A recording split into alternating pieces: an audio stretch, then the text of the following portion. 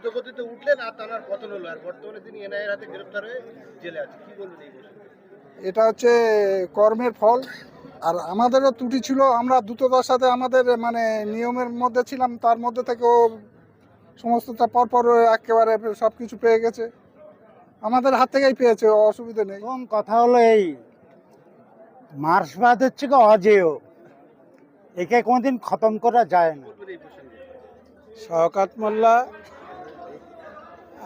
2004 সালে আমাদের পার্টিতে আসে এবং খুব দ্রুত তার 3-4 বছর একটা পদোন্নতি ঘটে এবং সেই কারণে তার আর সেই সময় নিয়ম অনুসারে যে কোনো সে প্রতিষ্ঠান হোক মানুষ হোক একটা পতন উত্থান আছেই।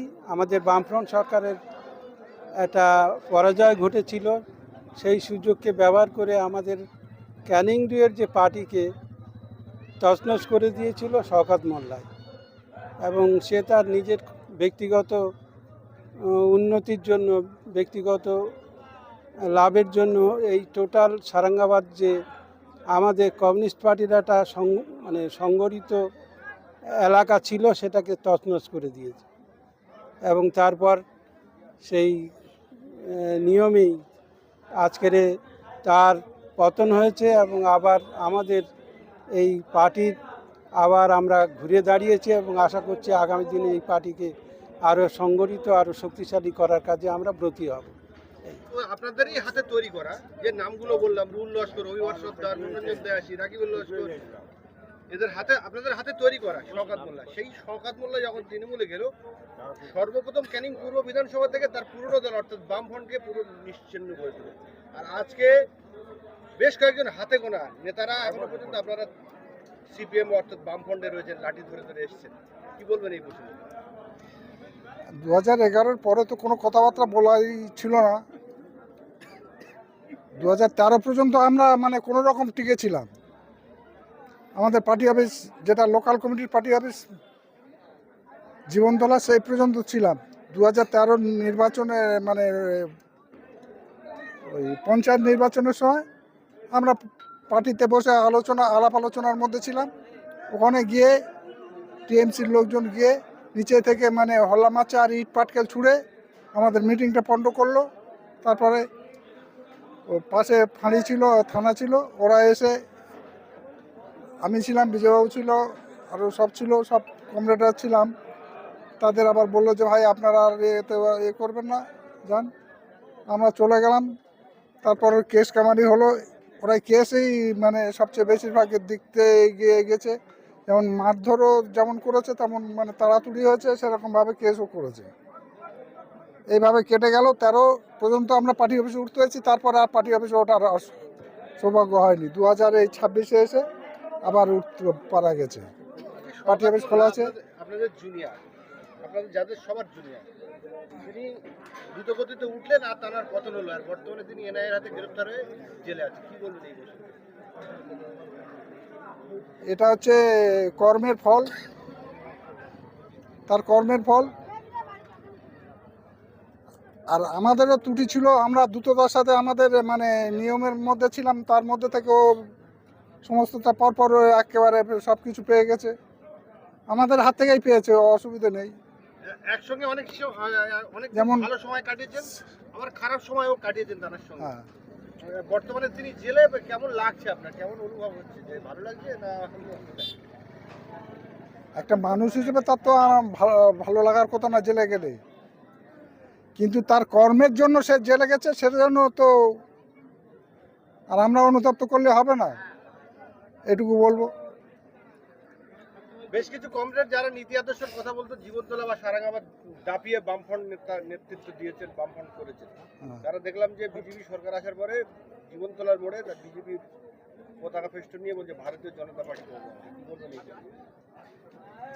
এটা সে রেয়ার দু একজন মানে আবেগের সমস্ত কাজ করে ফেলেছে, গিয়ে তাড়াতাড়ি উঠে পড়েছে, দেখছে যে চলে গেছে, টিএমসি চলে গেছে, বিজেপি এসে গেছে, এর হাতটা ধরি, বেঁচে যাব, এই হচ্ছে। ভুল ট্রেনে উঠে গেছে বলছেন? ভুল ট্রেনে উঠেছে। তাহলে সেই ভুল ট্রেনে উঠে যদি আবার আসে পরবর্তীকালে আপনাদের না, আমরা তো চাইছি যে আমাদের যারা ভুল করছে তারা চলে আসুক,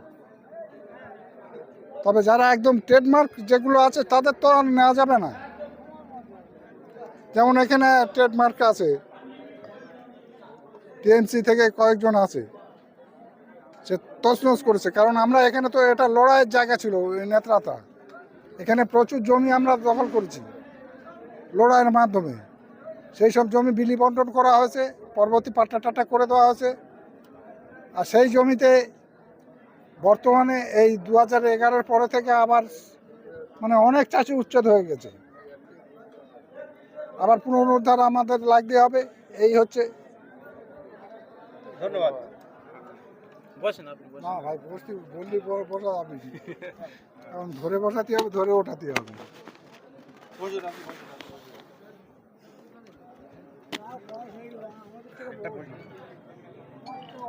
আমরা ছোট থেকে দেখেছি যে আপনারা বাম পার্টি করতেন, বামফ্রন্ট করতেন, আর সে বয়সের শেষ বয়স মানে 3 কুল হারিয়ে শেষ কুলে এসছেন, তারপরেও বামফ্রন্টই করছেন। ক্যানিং পূর্ব বিধানসভায় বামফ্রন্টের অস্তিত্ব সংকট হয়ে গেছিল, আবার ধীরে ধীরে পুনরুদ্ধার করছেন, কি বলবেন এই প্রসঙ্গে? প্রথম কথা হলো এই মার্ক্সবাদ হচ্ছে কি অজেয়, একে কোনোদিন খতম করা যায় না।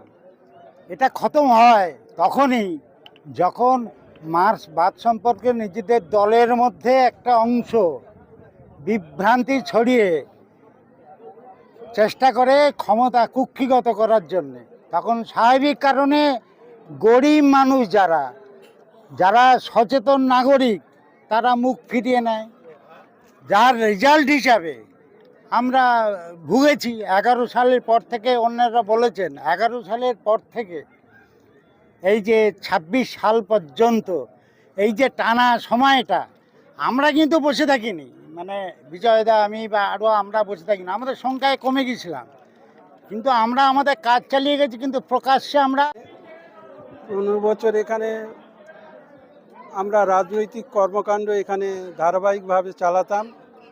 সেই পার্টি অফিসের আজকের উদ্বোধন হলো, এতে আমরা মনে করছি আমাদের যে সংগঠনের কাজ আরও ত্বরান্বিত হবে এবং সাধারণ মানুষের যে খেটে খাওয়া মানুষের যে কাজ সেটা আমরা করতে পারবো। এখানে আমাদের বিগত দিনের যে ইতিহাস আছে, এখানে জমির আন্দোলন থেকে শুরু করে বিভিন্ন বিষয়ে আমরা এখানে একটা ভূমিকা ছিল আমাদের। তারপরে 15 বছরের পর এই আবার ফের সেই দিনটাকে মনে করতে ইচ্ছে করছে, কারণ আমাদের 8টা ব্রাঞ্চ ছিল এই সারাঙ্গাবাদে, তার মধ্যে একটা ব্রাঞ্চ হচ্ছে এই নেত্রা ব্রাঞ্চ, যেটার পার্টি অফিসের উদ্বোধন হলো আজকের। তা সেই জন্য আমরা বলতে চাইছি যে আজকের সেই নূতন করে আমাদের যারা মানুষেরা আছে এই ভারতের মার্ক্সবাদী কমিউনিস্ট পার্টিকে আরও সংগঠিত করবে এবং আগামী দিনে মানুষের কাজে এগিয়ে আসবে, এই কথা আপনাদের সামনে উপস্থিত করছি। 2026-এ বিধানসভায় সরকার পরিবর্তন হওয়ার পরে ক্যানিং পূর্ব জুড়ে একের পর এক পার্টি অফিস পুনরুদ্ধার করছেন, আপনারা কি বলবেন এই প্রসঙ্গে? এই পরিবর্তিত পরিস্থিতিতে যে নেত্রা পার্টি অফিস আজকের উদ্বোধন হলো, 15 বছর